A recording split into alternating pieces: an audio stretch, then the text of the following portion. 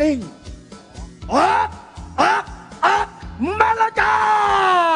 มาแล้วจ้าท่านผู้นำพี่น้องชาวจังหวัดนครพนมจ้าเอาละว่ายิงบ่ายยิงคอยเสียงนักพากันพยาอาจจะกลับไปไอ้จังหวัดพิจิตรแล้วแต่ว่ายังอยู่กันอีก2 วันเอาละว่าขุนพนมนาคาเอาพอว่าพี่น้องชาววัดมหาธาตุโดยพี่ประพันธ์และพี่พรชัยทำอำนาจไปเที่ยวนี้ขุนพนมนาคาM150อยู่ฝั่งโน้นจวงยาวสะเอาก็จ้านางพ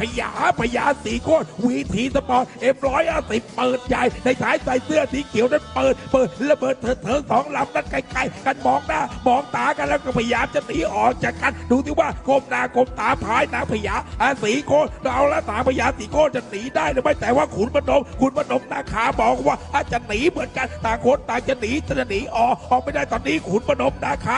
ขุนพนมนาคาแยกออกมาแล้วแยกหัวเรือออกมาแล้วหางมันเล็กน้อยถึงปานกลางนางพญาสีโคตรเที่ยวนี้จะตามทันหรือไม่ทันไม่รู้ขุนพนมนาคาบอกว่าได้ท่าได้ทีฉีกหนีไปมาฉีกหนีไ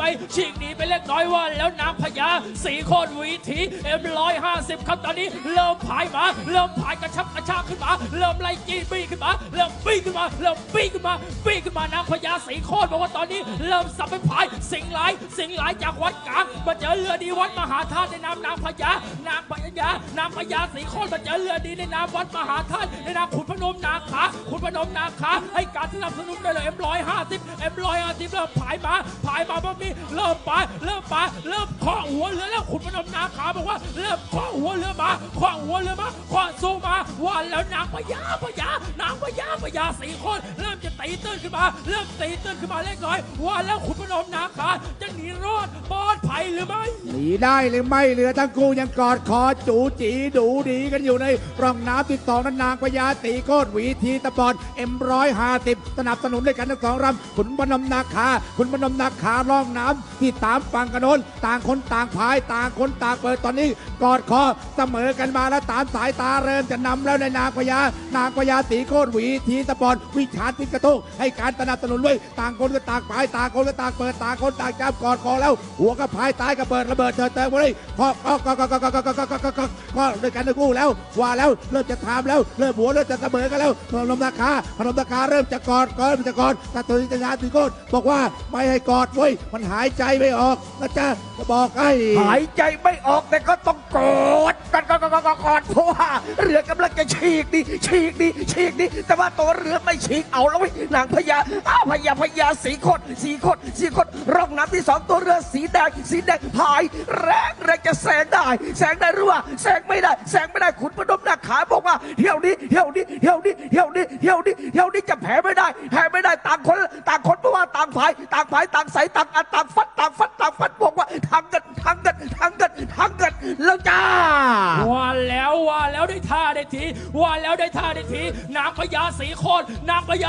ตรสู้ขึ้นมาว่าแล้วขุนพนมนาคาเริ่มขุดไปพายเปิดไปพายกระจุยกระจายไปแล้วว่าแล้วขุนพนมนาคาเริ่มฉีกหนีมาว่าแล้วตอนนี้ว่าแล้วดูไม่ออกบอกไม่ได้เอาเลยว่าแล้วนางพญาสีโคตรหนีขึ้นมาเบลอเธอแล้วหนีได้หนีไปตามสายตาเรือทั้งคู่ตักหนีไม่เคยยอมกันง่ายๆว่าแล้วนางพญาสีโคตรจะไปแรงแตงหนีไม่ใส่กันบนตลบกบตลาดไว้ขุนพนมนาคาก็กอดเรือทั้งคู่ไม่ยอมไม่ยอไม่ต่อไม่แตงเดียวกันทั้งคู่ใส่กันบนตลบกบตลาดไว้นางพญาสีโคตรจะแตงได้ไม่ได้นะเขาว่าทั้ง2 ลำนะกอดขอจะหายใจให้ไม่ออกแล้วพนมนาคาขุนพนมนาคาเหลือไปแก่กองของวัดมหาธาตุทำได้ไม่นอนนำมันเล็กน้อยถึงปานกลางนำพญาสีโคตรก็พญาตีมีมากันไอ้กันแล้วใครกันแล้วพญาตามจีมาขุนพนมก็พญาจะหนีไปกับจีมาพญานาคาจีมาขุนพนมนาคาหนีไปขุนพนมนาคาหนีไปพนมนาคาหนีไปขุนพนมนาคาหนีไปพนมนาคาหนีไปพนมนาคาหนีไปพนมนาคาหนีไปเข้าเส้นชัยสุดยอดขอบคุณครับนักกีฬาทั้ง2 ทีมขอบคุณครับปรบมือให้หน่อยครับพี่น้องขอเสียงปรบมือทั้ง2 ลำด้วยขอบคุณครับนิดเดียว